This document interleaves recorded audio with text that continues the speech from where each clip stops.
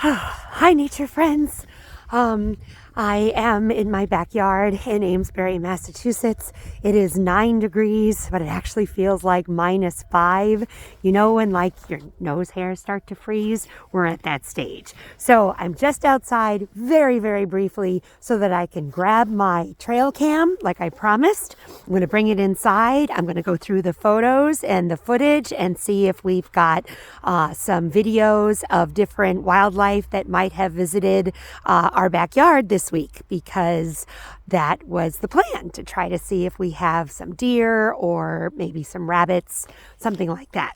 That's a squirrel actually chittering in the background, so maybe he wants to be on the video. I don't know. So stay tuned. I will post whatever I can find, and that will be my daily dose of nature for today.